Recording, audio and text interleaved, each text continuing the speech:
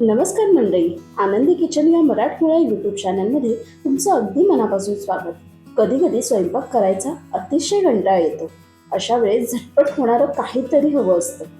घरगुती पद्धतीने बनवलेली डाळ खिचडी हा अतिशय झटपट होणारा पण तरीही अतिशय चविष्ट असणारा ऑप्शन आहे.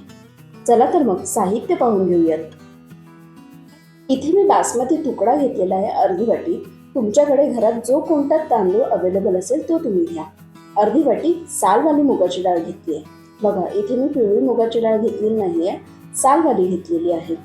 त्यानंतर आपण इथे जिरं घालणार आहोत.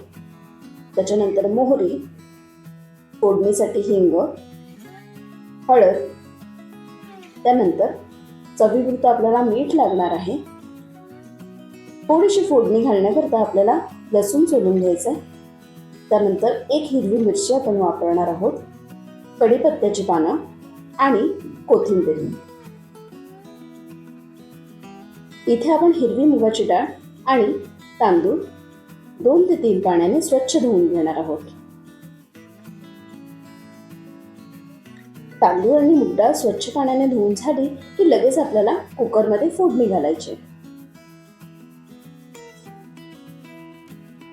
आपण ही डाळ खिचडी डायरेक्ट कुकरमध्ये करतोय, त्यामुळे आपल्याला फार कमी वेळ लागणार आहे. यासाठी मी इथे फोडणी करता तूप घेतलेलं आहे. 1 चमचा आपण तूप घालायचे. तुम्ही तेलाचा वापर केलात तरीही चालेल.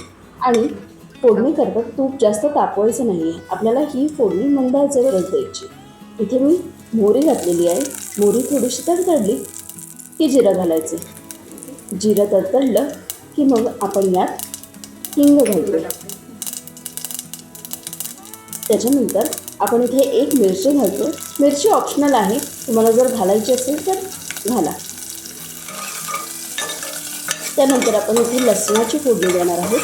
लक्षात घ्या, आपल्याला ही फोडणी जाळायची नाही आहे आणि तूप घातल्यामुळे तूप जळू शकते, त्यामुळे आपण गॅसची आच मंदच ठेवायची. त्यानंतर कढीपत्ता आपण छान तडतडू द्यायचा.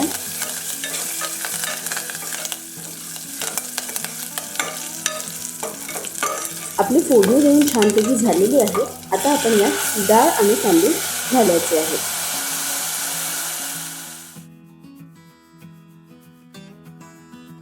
डाळ आणि तांदूळ देखील आपल्याला छानपैकी थोडेसे परतून घ्यायचे. नंतर आपल्याला यात मीठ आणि हळद घालायचं आहे.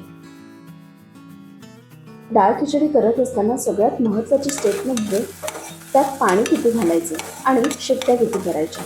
आता आपण इथे 1 वाटी जिन्नस घेतलेला, म्हणजे अर्धी वाटी तांदूळ आणि अर्धी वाटी मूग डाळ. तर आपण इथे चौपट पाणी घालणार आहोत, म्हणजे 4 वाट्या पाणी घालणार आहोत, म्हणजे मऊसूत खिचडी होईल. पण आपल्याला जर पातळसर खिचडी हवी असेल, थोडीशी ग्रेव्हीवाली खिचडी हवी असेल, तर आपण इथे जवळजवळ 6 ते 7 वाट्या पण घालू शकतो. 6 ते 7 वाट्या म्हणजे 3 ग्लास तरी आरामात, मध्यम आकाराचे 3 ग्लास आरामात बसतात. थोडीशी आपण कोथिंबीर घालतोय आणि 3 शिट्ट्या कुकरच्या करून घेते. 3 शिट्ट्यांमध्ये आरामात डाळ खिचडी मस्तपैकी तयार होईल.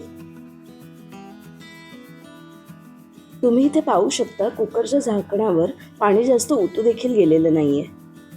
हे बघा, अशी ही मऊसूत डाळ खिचडी तयार आहे.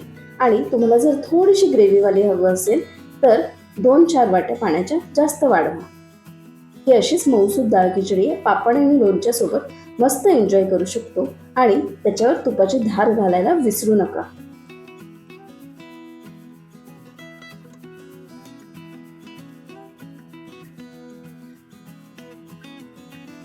विद्यार्थ्यांसाठी, पुरुष मंडळींसाठी, नव्याने स्वयंपाक शिकवणाऱ्यांसाठी आणि स्वयंपाक करायचा कंटाळा आलेल्यांसाठी ही अगदी उपयुक्त रेसिपी आहे.